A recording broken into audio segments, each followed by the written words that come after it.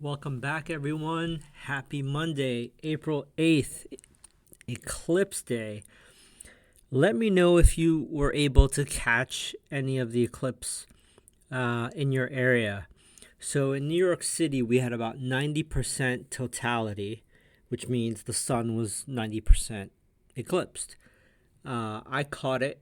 It was a really impressive eclipse. I was lucky enough to see the 2017 one. I lived in the same building here in New York at that time.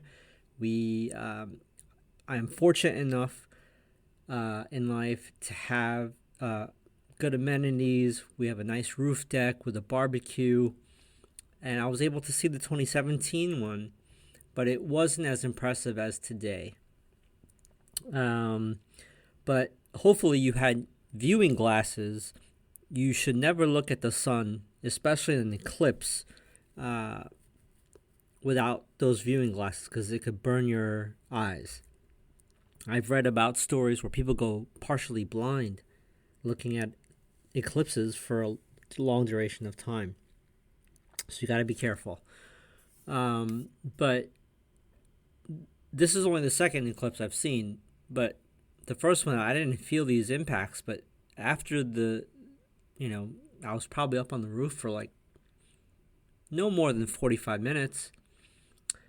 And I felt exhausted, like both physically, mentally, spiritually. I literally just crashed on the sofa. I could not stay awake. So that was new. I don't know what that means, but I am an Aries, and this is an Aries eclipse. I'm also in the Asian or Western astrology. I'm also a fire snake. So this eclipse was supposed to be a pretty momentous event for my astrological signs. I don't know if that was that or what. And keep in mind, I've been always a cynical person, but yeah, it trained me.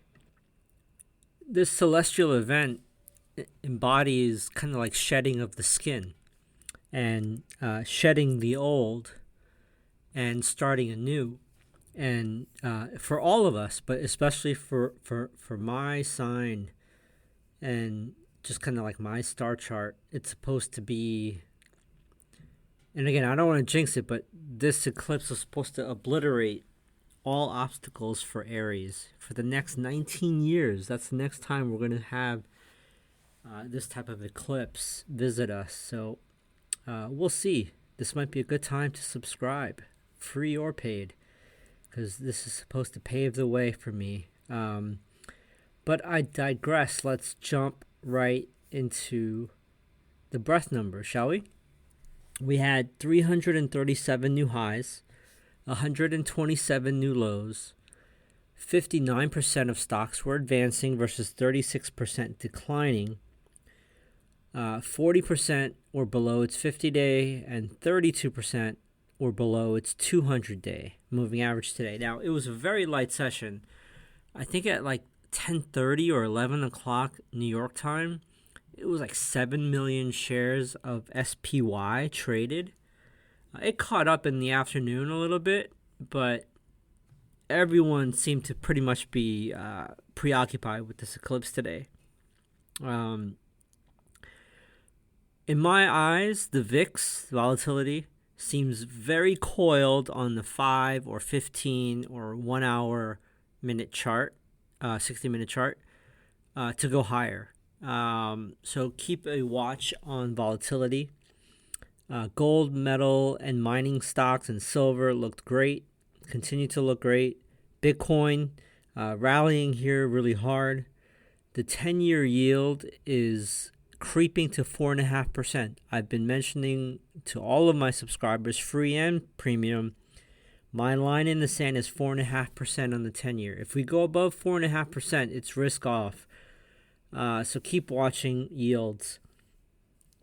So what was strong? I'm going to just kind of rapid fire. These are all percents. You had BOIL up 6.76, Coinbase up 6.68, IBIT up 6.61, FBTC up 6.6, BTCO up 6.51, BRRR 6.49, ARKB is 6.47. You get a kind of a clue what's going on here. This is all Bitcoin ETFs.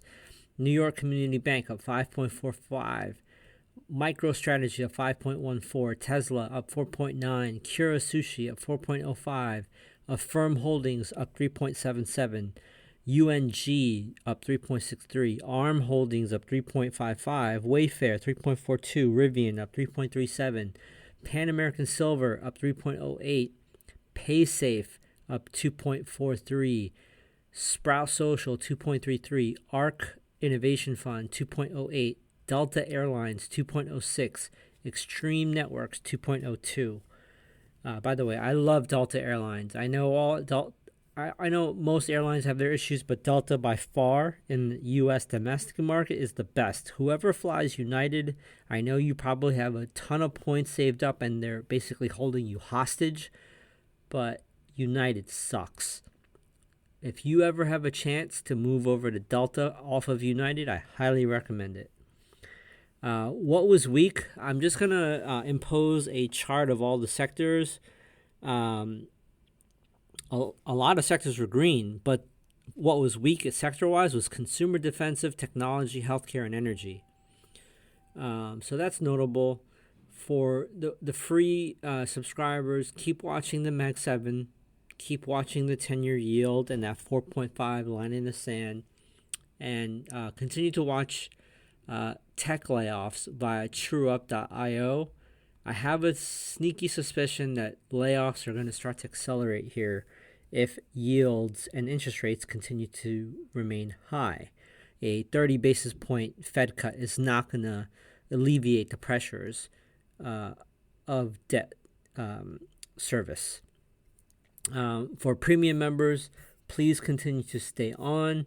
For free members, just a reminder, there is a 30% off discount off of both annual and monthly until April 14th. So you would go to nyugrad.substack.com/eclipse. And premium members, please stay on to go over like 25 plus charts.